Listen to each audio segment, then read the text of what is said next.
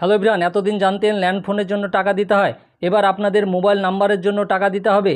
কিনতে টাকা লাগে, কিন্তু এবার প্রতি মাসে ফোন নাম্বারের জন্য ভাড়া লাগবে। মানে আপনার যে মোবাইলের নাম্বারটা থাকছে তার জন্য আপনাকে টাকা দিতে হবে। কিভাবে এ টাকা দিতে হবে আমি এ ব্যাপারে সম্পূর্ণ আলোচনা করব।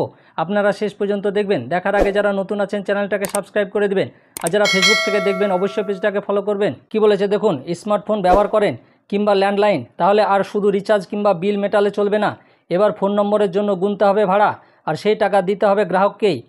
দেশের প্রতিটি মোবাইল ও ল্যান্ডলাইন নম্বরের ক্ষেত্রে এই নতুন ফি কার্যকর করার প্রস্তাব দিল টেলিকম নিয়ামক সংস্থা ট্রাই। মানে ট্রাই যে নিয়ম চালু করছে, সেখানে আপনার মোবাইল নম্বরের জন্য আপনাকে ভাড়া গুনতে হবে, মানে আপনাকে টাকা দিতে হবে। প্রস্তাবটি পোশাকের নাম revision of national numbering plan. জুলাইয়ের প্রথম সপ্তাহের মধ্যেই টেলিকম কোম্পানিগুলোকে এ ব্যাপারে মতামত জানাতে বলা হয়েছে।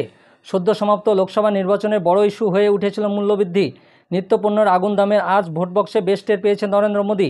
তৃতীয়বার প্রধানমন্ত্রী পদে তার শপথ নেওয়ার পর 4 দিনও কাটেনি গরিব মধ্যবিত্তের খরচ বৃদ্ধির নয়া প্রস্তাব এসে হাজির। বিষয়টি প্রকাশ্য আসতে কেন্দ্র সরকারের বিরুদ্ধে সুর চড়িয়েছে বিরোধী শিবির। তাদের সাফ বক্তব্য, বিগত কয়েক বছরে মোবাইল ফোন রিচার্জের খরচ লাফিয়ে বেড়েছে। এর উপর নম্বর ব্যবহারের জন্য টাকা গুনতে হলে গ্রাহকদের উপর বাড়তি চাপ তৈরি হবে। কোষাগার ভরাতে মোদী সরকারের এই নয়া কৌশল।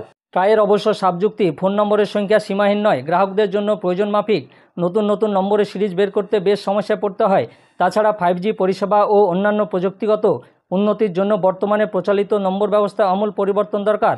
গত বছর ডিসেম্বরে নতুন যে টেলিকম আইন পাস হয়েছে, সেখানে নম্বরের উপর ভাড়া বসানোর কথা বলেছে।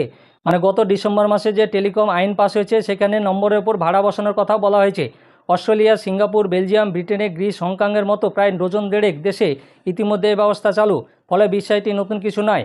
কিন্তু কিভাবে নেওয়া হবে ভাড়া? জানা গিয়েছে সিম ইস্যু করার সময় এককালীন টাকা নেওয়া হতে পারে, অথবা বছর বছর ফি চাপানো হবে গ্রাহকদের ঘাড়ে। তবে চূড়ান্ত সিদ্ধান্ত হয়নি। মানে আপনাদের যখন নতুন সিম নেবেন তখনই আপনার এককালীন টাকা নিয়ে নিতে পারে, অথবা বছরে আপনাদের ফি বসিয়ে দিতে পারে। মানে এইভাবে আপনাদেরকে টাকাটা দিতে হবে ভাড়া হিসাবে মোবাইল নম্বরের জন্য। পরিসংখ্যান বলছে গত 31 মার্চ মাস পর্যন্ত দেশে টেলিকম গ্রাহকের সংখ্যা 119 কোটি। নম্বরের বাড়তি চাহিদা সামাল দিতে 1993 ল্যান্ড ফোন নাম্বার 2003 সালে ন্যাশনাল নাম্বারিং প্ল্যান সংশোধন করা হয়েছে। কিন্তু বর্তমানে আরও কার্যকরী ব্যবস্থা প্রয়োজন। এ নিয়ে টেলিকম সংস্থাগুলির উপরেও ক্ষুব্ধ ট্রাই। তাদের দাবি, নতুন মোবাইল বা ল্যান্ড নম্বর তৈরির ক্ষমতা রয়েছে একমাত্র কেন্দ্র সরকারের হাতে। তারা বিভিন্ন সংস্থাকে তা বন্টনের অধিকার দেয়, কিন্তু একাধিক টেলিকম কোম্পানি এ ব্যাপারে নির্ধারিত নিয়ম মানছে না। ট্রাই নতুন নিয়ম আনার চেষ্টা করছে। আপনার মোবাইল নম্বরে নেট বা কথা বলার জন্য রিচার্জ করতে হবে, কিন্তু সঙ্গে ভাড়াও দিতে হবে। টেলিকম নিয়ামক সংস্থা এই নিয়ম আনছে। এই পদক্ষেপটা কেমন আপনার কমেন্ট করে জানান।